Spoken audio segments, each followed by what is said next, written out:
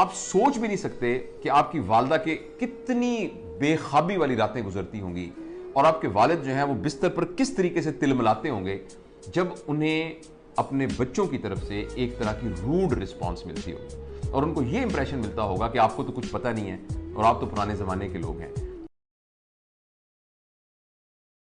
بعض اوقات ہم ان کو جب صحیح ڈیل نہیں کر پاتے تو اس کے نتیجے میں کنفلکٹ اور زیادہ ہو جاتا ہے، لڑائی اور زیادہ ہو جاتی ہے جو کہ دشمنی تک چلی جاتی ہے۔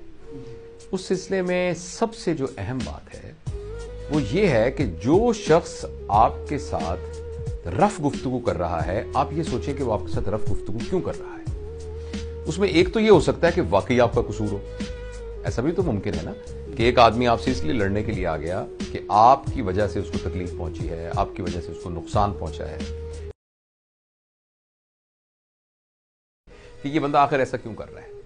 اس کی کئی وجوہات۔ ایک تو ہو سکتا ہے کہ وہ آپ سے بہت زیادہ حسد کرتا ہو، آپ کی ترقی کو نہ دیکھ سکتا ہو، آپ کی کامیابیوں سے جلتا ہو اور آپ کا مقابلہ کر نہ سکتا ہو اس سارے میں، تو وہ اپنی اس فرسٹریشن کو دور ہونے کے لیے آپ کو دبانے کی کوشش کر رہا ہے، آپ کو تنگ کرنے کی کوشش کر رہا ہے، آپ کو ٹیز کرنے کی کوشش کر رہا ہے۔ عموماً یہی وجہ ہوتی ہے۔ جوئی کے ساتھ، لاجک کے ساتھ کنونس کریں اپنے پیرنٹس کو، اور اگر ان کی لاجک آپ سے سٹرونگ ہے، وہ جو آپ کو، اگر انہوں نے آپ کو کنونس کر لیا تو پھر آپ مان لیں۔ کسی صورت بھی پیرنٹس کے ساتھ اپنے ریلیشن شپ کو بریک نہ کریں۔ ریلیشن شپ کا تباہ ہو جانا والدین کا، اس سے بڑی بدقسمتی اور کوئی نہیں ہے۔ تو آپ کا غصہ کبھی بھی ایک غصے کا متبادل، آگ لگی ہو تو اس پہ مزید تیل ڈالنے سے آگ بجھتی نہیں ہے، تو اس کو ٹال دیں۔ اور اگر آپ نے کوئی بات کہنی بھی ہے تو وہ مزاح کی سینس میں کہیں، جو پیغام اس کو دینا ہے وہ مزاح کی سینس میں دیں، وہ لائٹ ٹون میں دیں، وہ ریٹیلیٹنگ ٹون میں نہ دیں، رسپانسو ٹون کے اندر دیں۔ تو اس وقت کو گزار لیں، اس وقت کے گزارنے کے بعد جب وہ آرگومنٹ کی فیز میں آ جائے پھر بیٹھ کے اس کے ساتھ کوئی دلیل یا اس کے ساتھ بات کریں۔ جو لوگ بغیر وجہ کے غصے ہوتے ہیں وہ انکمپیٹنٹ لوگ ہوتے ہیں۔ عموماً یہ وہ لوگ ہوتے ہیں جو ڈرے ہوئے لوگ ہوتے ہیں، جنہیں عموماً اس بات کا خطرہ ہوتا ہے کہ ان کی سیکیورٹی، یعنی فائنینشیل، فزیکل، ایموشنل، انٹلیکچوئل، کوئی بھی سیکیورٹی خطرے میں ہے۔ تو ایک الگوریدم ہے کہ incompetency leads to fear, fear leads to anger.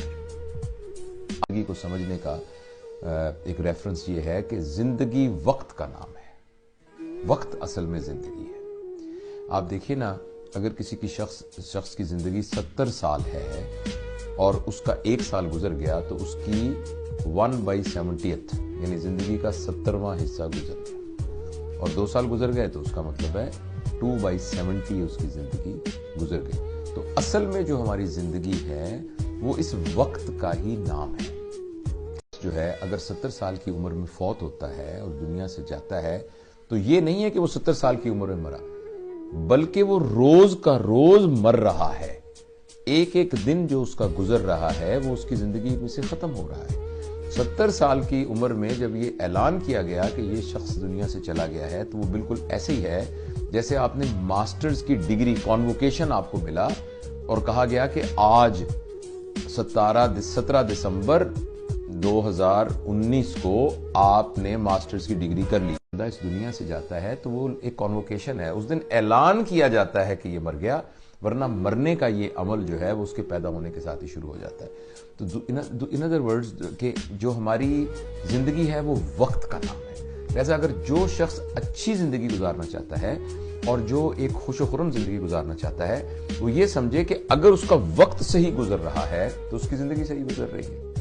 اب جو وقت کی تقسیم کے اندر اگر آپ اس کو کسی طریقے سے ایک پیمانے سے ماپنے کی کوشش کریں تو جیسے میں اس وقت اس لمحے میں موجود ہوں تو میرے اس طرف میرا گزرا ہوا وقت ہے جو ماضی ہے، اس طرف میرے آنے والا وقت ہے جو مستقبل ہے، اور بیچ میں پھنسا ہوا ہوں، یہ بیچ میں پھنسا ہوں۔